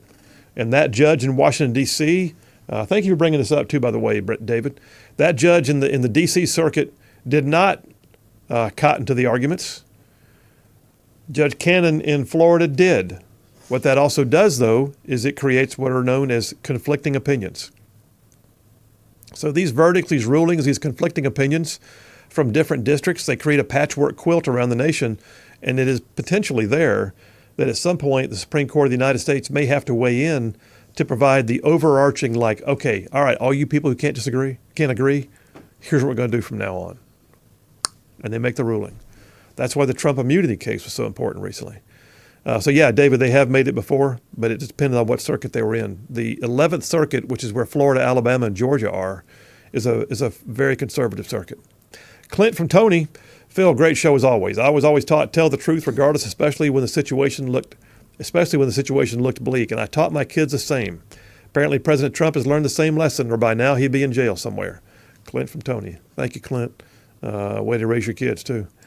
JD from Hartselle, is the media really trying to tell us Iran picked a 20-year-old doofus to assassinate? No, they're not saying that. They are saying that there is no connection. They're saying they had 2 issues. Right now, in case you haven't heard, news story broke a little while ago that it is being said now that the Department of Justice and the Department of Homeland Security had intelligence that gave them reason to believe that Iran was plotting against the life of Donald Trump. Keep in mind, he killed Soleimani. That was their guy, right? He took out Soleimani. They want payback. So I think Iran's been looking for an opportunity for a while. So they say that they had increased his security detail for that very reason. I think what they're trying to do is say, no, we weren't withholding assets. We actually increased it because of, Iran.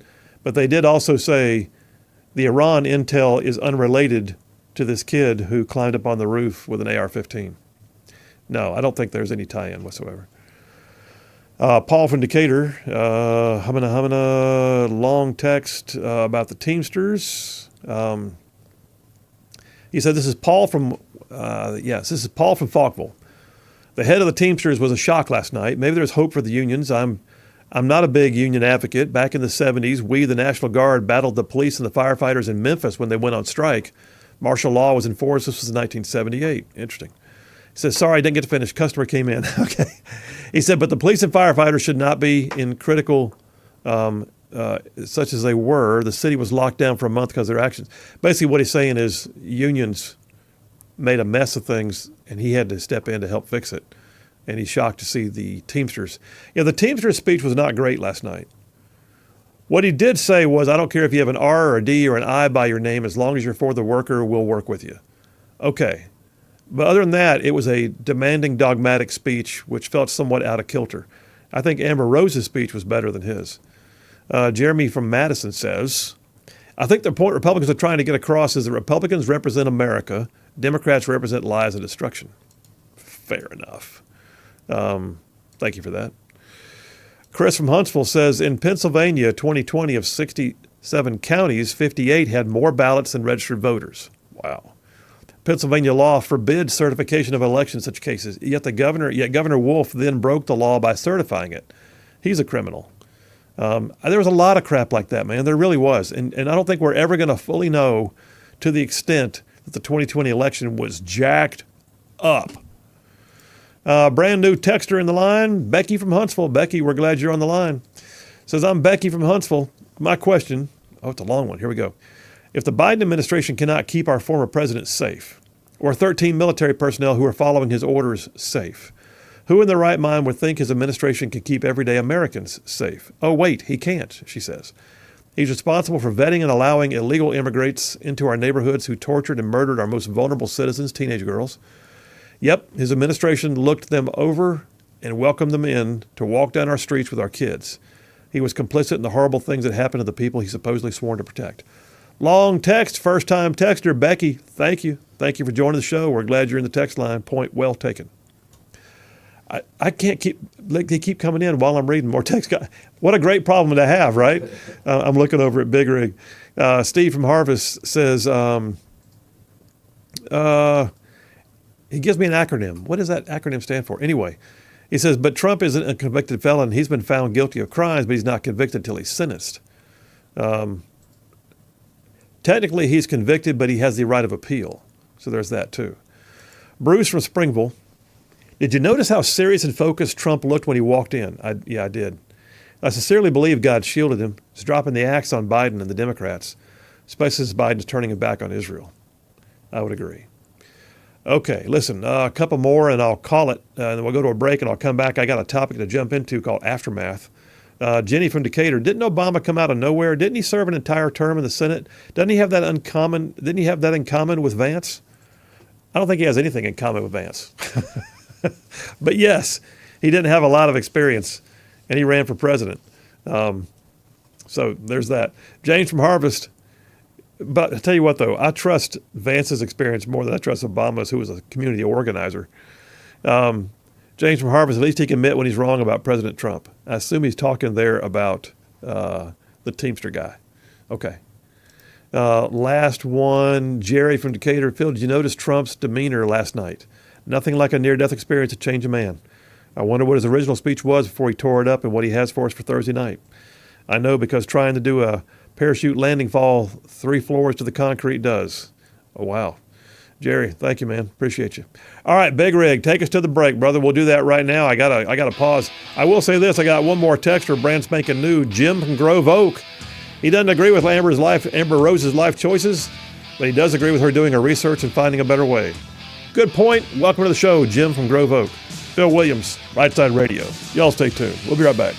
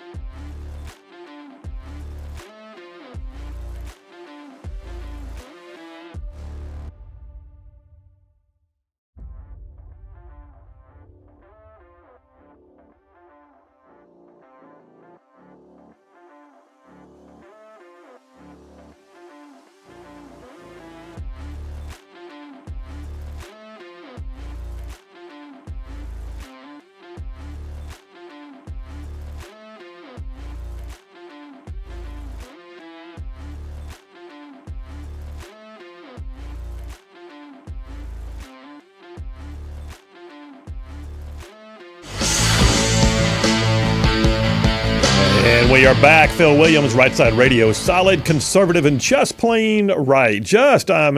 Man, saving the world one soundbite at a time. All right, so we're moving forward in the show here. I will tell you this, though. One piece of breaking news is just coming out. I'm seeing it on social media, but it does appear to be real. It's breaking right now that there has been one person shot by police just outside the perimeter of the Republican National Convention. So what that's about, I don't know. It could have been criminal activity unrelated, or it could have been a protester. Who knows?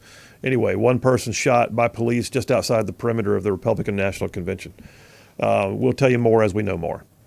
Let me jump in now. Big Rig, I'm going to be using that audio tape, man, the audio clips. If you would get me audio 1 ready and give me a thumbs up when you're good to go on that, all right? So it's important that we have the ability to see accountability, right? Without accountability, what good is it? What good is it to call on anyone to tell us what happened? Because what we just want to know? We just want it for informational purposes? No, we want to know. We want to fix it. We want to prevent it happening in the future. And oh, by the way, we want some accountability. It's not too much to ask that someone, for the love of God, that someone should actually have to say, I have failed in the responsibility of safeguarding the former president of the United States, and I'm tendering my resignation. Wouldn't that be amazing? Have you seen anybody, if you heard my monologue earlier in the show, I'd encourage you to get it if you haven't heard it. I called it Bring Back Accountability. Like, can we make accountability cool again? That'd be awesome. But let's just refresh on, first of all, let's just take a step back. I'll catch my breath here a second. And let's just consider how key Saturday was. I think in some ways, the entire nation may have dodged a bullet, if you know what I mean. And taking into account, we did lose somebody at Saturday. But I found just a 1 minute audio clip this morning of Tucker Carlson and country music artist John Rich having a conversation about Saturday's events. You got that audio clip? Go ahead and play it for me, man. Dismisses classified documents case against Donald Trump. Judge Eileen Cannon has dismissed the classified documents case in a ruling Monday. She said the appointment of the special counsel Jack Smith violated the Constitution. Does seem like everything has aligned in the period of 3 days to make it very obvious Donald Trump's going to be the next president. There's no doubt about it at this point. Well, they tried to kill him. Yeah. Well, there's that. And they missed, or God turned his head and they missed. And then within 4 minutes, Elon Musk endorses him, richest man in the world. Right. Biggest, most important media mogul in the world by far. And Bill Ackman, lifelong Democrat. It's all of a sudden, it's just everything changes. Yeah. One moment. Well, when God shows up that clearly, it's hard for even the biggest detractors to deny it. They go, what did I just watch? You just watched God turn Donald Trump's head literally a split second right before the bullet whizzed by. I mean, if he'd have still been looking this way, it catches him here. He turns this way, it catches him here. We all just watched it. I mean, think about God making his presence known. I mean, on the biggest possible story you ever could, and the whole world just saw that. So now you've got people going, okay, I believe it. Because how do you deny that? No, that's exactly right. But I feel like we're in the middle of history. We're in the middle. America's a movie, and we have no idea how it ends. Right. I did not recall there being music attached to that. It comes. I mean, in fact, it's almost like it comes through much louder on the air with us right now. But the words were still there. So before I get into the whole aftermath accountability piece, I think part of the aftermath needs to be an air of thankfulness. I am just so touched and beset by the fact that there was a gentleman who died because the shooter was shooting at Trump, but the shooter did not care that the backdrop for his target was a crowd of people. Somebody was going to get hit. No matter how good or bad a shot he was, somebody was going to get hit. He was firing into a crowd, and a gentleman lost his life. That being said, the whole nation, for the most part, dodged that bullet with Trump. Because can you imagine where we'd be right now? So I'm on the one hand, I am in need of accountability. We all need it. We all need to know where the failure came. And we deserve to know where the failure, and we deserve to know soon. And oh, by the way, with transparency, there needs to be not just a, we're getting back to you right now. It's an open investigation, so we can't talk about it. Screw that. We're beyond that. You tell us what you know and when you knew it. We want to understand why this happened. Was there a lapse? It appears that there was. Was there a policy that was not followed? Was there a DEI hire that didn't do their job? Was there a lack of staffing?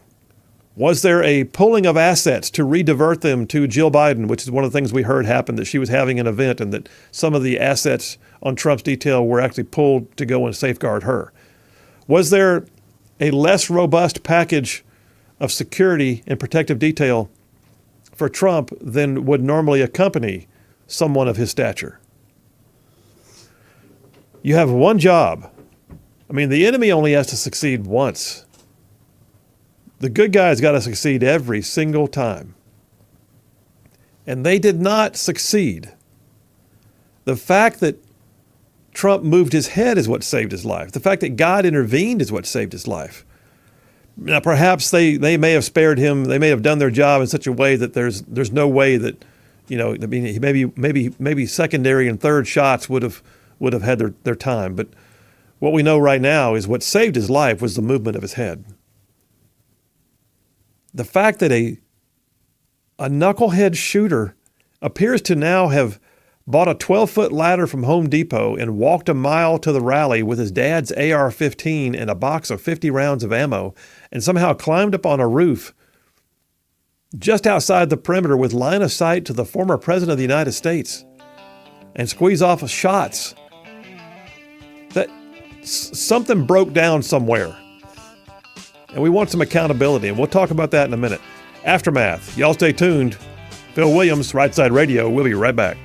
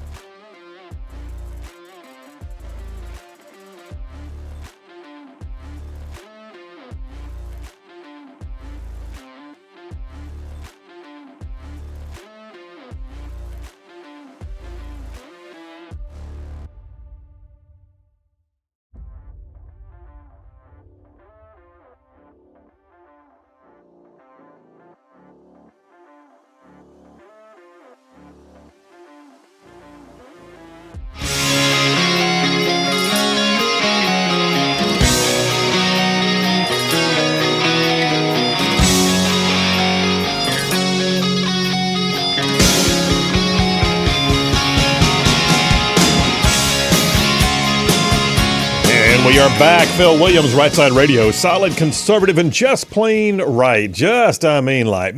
Covering down on some major ground across the northern half of the most beautiful state in the nation. This one, I'm talking about right here where I love Alabama.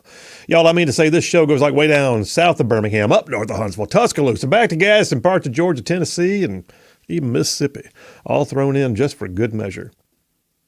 All right, hey, listen, by the way, before I forget, I got to tell you guys.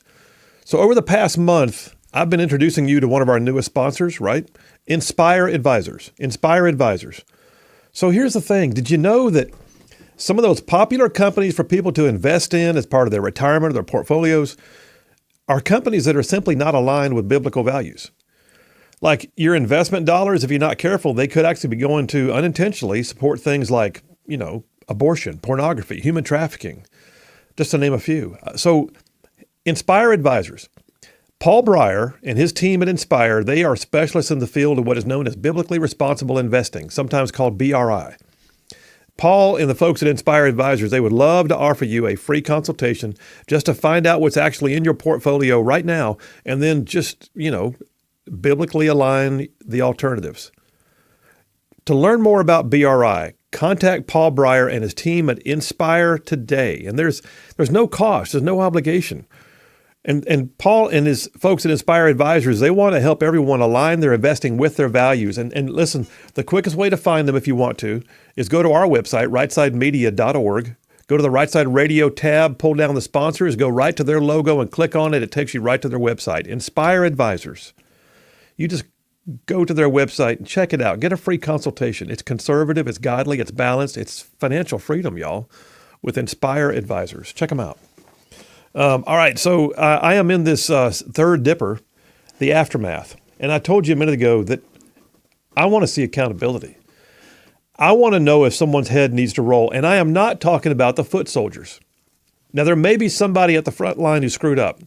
There's conflicting stories right now. We are hearing that there was a local police officer who had eyes on the shooter, but when the shooter turned towards him with his weapon, that the police officer backed away, at which point the guy then acquired the president and his targets and his sights and shot. If that's the case, that guy definitely needs to lose his job. But that being said, the foot soldiers are really not what I'm talking about. I want to know who's going to be held accountable at the upper echelons.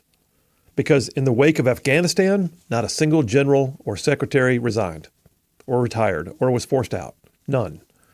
In the wake of the border, debacle that we've had, Mayorkas still got his job. Resisting impeachment, refuses to acknowledge the border is insecure. The economy, who are the economic advisors working for the president right now? Well, they're complete failures, whoever they are.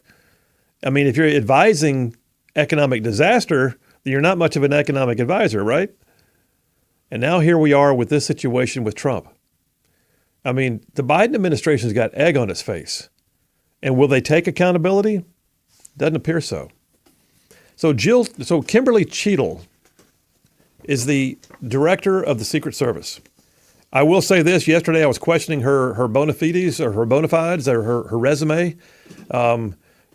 I did not know. I did some looking. I go ahead and I will eat crow on that to some degree. She has 27 years experience as a special agent for the Secret Service. She was actually a district supervisor, held the Atlanta office, I believe. She did leave there and go to corporate security for a while, working as a senior director of corporate security for Pepsi-Cola. Okay. Now she's the director of the Secret Service. She's not going to resign. She already says she's not going to resign. How'd she get her job, by the way? It appears that Jill Biden was real fond of her.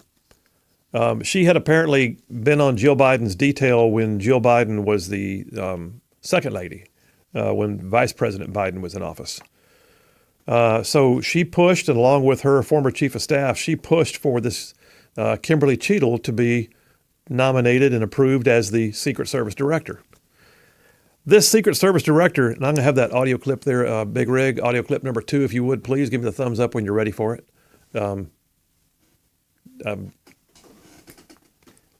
So give me that thumbs up when you're ready there. But she's big on DEI. Oh, good. She's big on making sure that, kind of like Biden, that, she nominates women because we need more women, or she nominates, demographics because we need to have more of them. That's not the way it works. How about we have the most highly qualified, skilled individuals of whatever shape or size they come in to safeguard presidents and do other VIP tour issues like that. So the bottom line is this. Let me play that audio clip. You got it for us? This is a interview not so long ago with Kim Cheadle, Secretary or Director of the Secret Service. Go ahead. To expand hiring, they're aiming to have 30% women recruits by 2030, and even allowed YouTube influencer Michelle Carre to train with agents.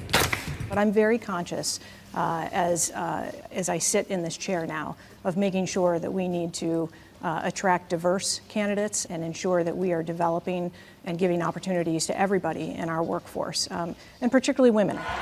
That workforce will be pivotal for the 2024 campaign season, which for the first time includes a former president who already has lifetime protection. Agents were there when Donald Trump was arraigned in New York. We were able to work out the details ahead of time of how that particular day was going to go, but we will always ensure the safety of all of our protectees that we have. The service has a zero-fail mission, a mission officers are training to uphold, pretending this field is the most famous address in America. So she set a goal that by the end of her tenure as director of the Secret Service, that she would have 30% of the agents would be female. 30%. I don't know where the number came from. I mean, did somebody tell her that 30% is magic in some way? I don't know. Is 30% when Jesus comes back? I don't know. I don't know what happens at 30%. How do we get to 30%? She pulled it out of her hat. That's where it came from. Tell me why it means the job is being done better when you have chosen a certain gender or demographic and you assigned a percentage to it, and that means you're going to do your job better. I do not mind women being in the Secret Service. Not a bit. Man, if they can do the job, more power to them. I don't mind women being police officers, firefighters. I don't mind them being in the military. I get a little bit of a heartburn when I, see things like the lowering of standards so that they can make sure they've got people coming in who can now meet the standard. I don't want to see that. But what I'm saying is, if they can meet the standards, go for it. But don't tell me because they're women, we're going to have more of them.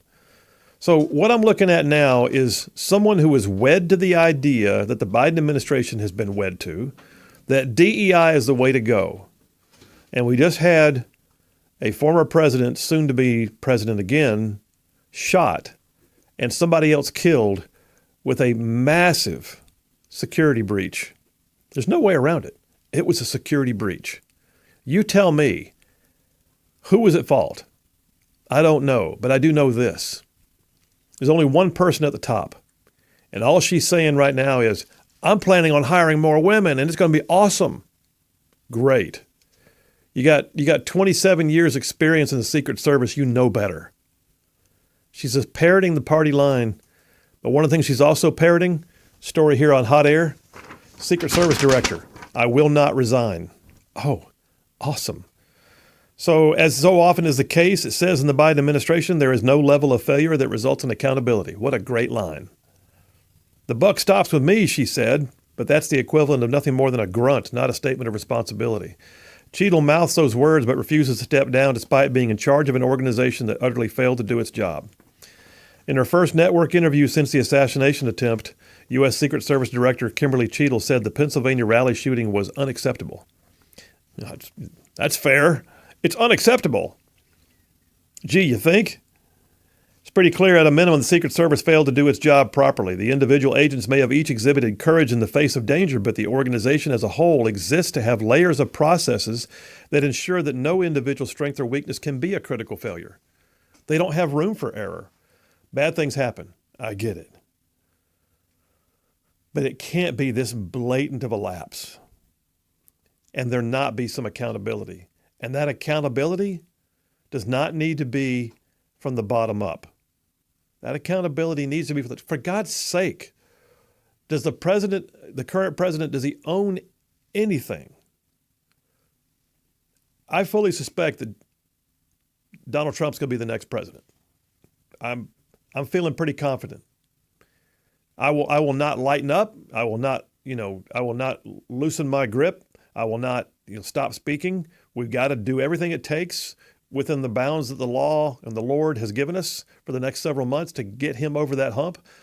That being said, I do suspect he's going to be the next president, and I hope that he goes in there and friggin' cleans house. Because there are some upper-level bureaucrats and sycophants and DEI hires at the upper reaches right now of some of the most vaunted and laudable organizations in the world, the FBI, the Federal Bureau of Investigation, the Secret Service, the U.S. military, the Department of Justice.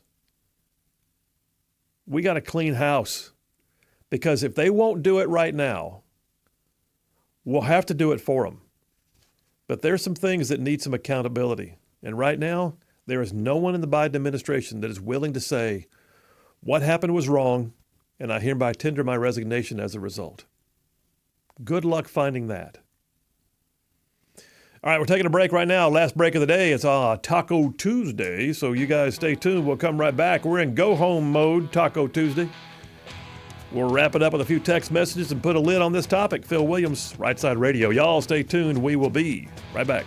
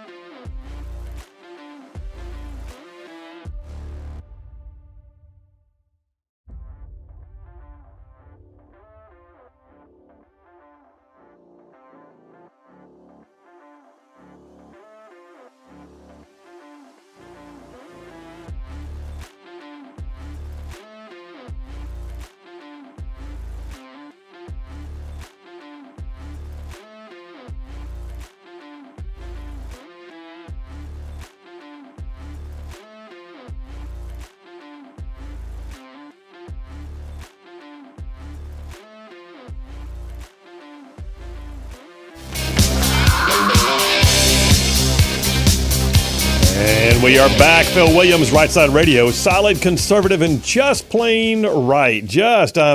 Making common sense like a superpower. Brand new texter in the string, Anita from Hatton. Go ahead and plug her in there, bud. Anita from Hatton, Alabama. Just wants to know, if security was upgraded against an Iranian plot, then how did a 20-year-old kid break through it? That is the question of the year, Anita. Thank you for joining us. We're glad to have you in the text lines. Let me jump over to the phones. Is that Jeff Rowe? Jeff Rowe from Indiana. How you doing, man? I'm halfway through Kentucky, man. I'm doing good today. Wow, you are smoking. Stars have aligned. Oh, that's good stuff. Well, good. Well, what are your thoughts about today's topics? Let's kill two birds with one stone here, lawfare and accountability. Okay. Since we have a federal judge that says that Jack Smith does not have the authority to do what he's doing, he should be immediately dismissed, and the Merrick Garland should be held accountable. His Justice Department should be held accountable. I mean, this is a guy that's almost Supreme Court justice, so he should know the law, I would think. You would think. Or at least you would hope. That his department has to pay back every penny that Jack Smith used and spent back to the Treasury. I'm for that. I like that. Sanctions. I like it. Bring sanctions. That's good.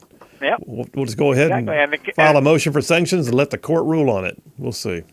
I'm not holding my breath, though.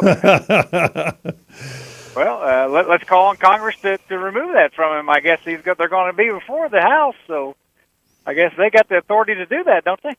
What, to bring sanctions? Yeah, the oversight of the AG. I would think they would have authority to sanction his department for that amount of money. They definitely have subpoena power, but I think they'd have to find him in contempt first. But it's an interesting question. But there's a lot of reasons why we should see money stripped away from Merrick Garland and shipped back to the Treasury. But I don't know, man. I like your train of thought. I like where that's going. I thought you would. Sure enough. I guess J.D. Vance and Kamala is going to have a debate here before long. This will be a popcorn moment, if anything. I'm saying right now, I'm going to be kicked back in the recliner with my feet up and a big bowl of popcorn and just popping it in and watching it happen. I just see her getting her lunch eaten. She's the most disingenuous person, and she doesn't come across well. And he's a very natural speaker. I mean, he's pretty good at laying it out there and putting it out where the baby goats can get it, but also sounding assertive and authoritative at the same time. So we'll see. We'll see, man. Yeah. Hopefully they. You know what her Secret Service code name is, don't you? What? Salad shooter. Salad shooter has entered the building.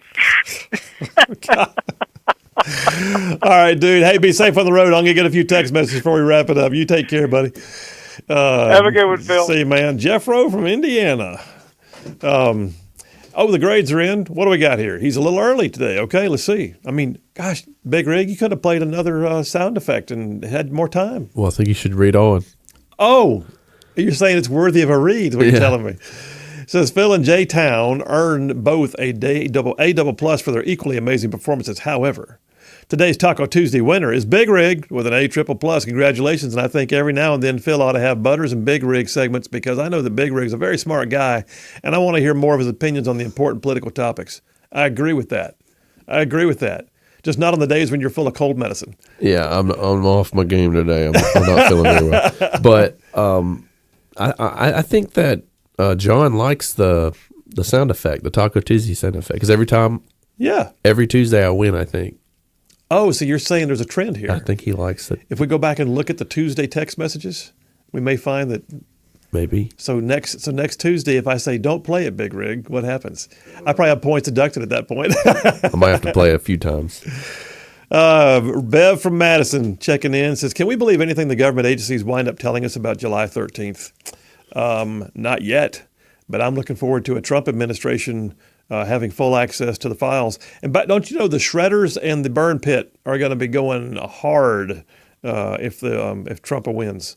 Steve from Harvest, the slope of the roof of the building that the counter snipers were on was much steeper than the one the assassin was on. I agree. I don't know the angle. I've not seen the true angle of the roof that the assassin was on. It looked like he had a bit of a slope to mask his movements as he got close to the peak, and then he popped up over the peak. If you listen to the show yesterday, Jared Hudson, former Navy SEAL sniper himself, said in counter sniper work that there was a super hot day and it was creating a mirage effect in the scopes, and that's why the guy on the roof, you saw him come up off his scope real quick and look, because he was seeing movement on the roof and wasn't sure what he was seeing. He was trying to acquire the target and didn't know what he was seeing yet. That may be true. Hard for me to question the guy who's behind the trigger on a place where I wasn't at, but I will say this: there's got to be grounds for someone to be held accountable for that kid getting to the roof in the first place. What else we got here real quick as the music's about to play? John from Brownsboro sent 2 texts you should see, but with a list of 12-foot ladder, an AR-15, and a rangefinder all spotted and reported ahead of time, it's unconscionable to believe he got the leeway to do what he did. Yeah. Says, I smell some excrement, but I can't recognize it as elephant dung. Okay. Gary from Decatur says, like 4 Republican House members that voted not to fine Merrick Garland for handing over the Biden tapes, we need to hold these people accountable. There's always enough sellouts to stop it from happening. I agree with that. I do. All right, listen, you guys are an amazing audience. Listen, take heart, all right? I do believe that while it was a tragedy what happened last Saturday, that we have seen what I heard one pastor call last week the great unraveling. We've seen it happening over the past week, several weeks. Stay in the fight. Keep the faith. All the way through, we're going to get this thing done. Phil Williams, Rightside Radio. We'll see you tomorrow.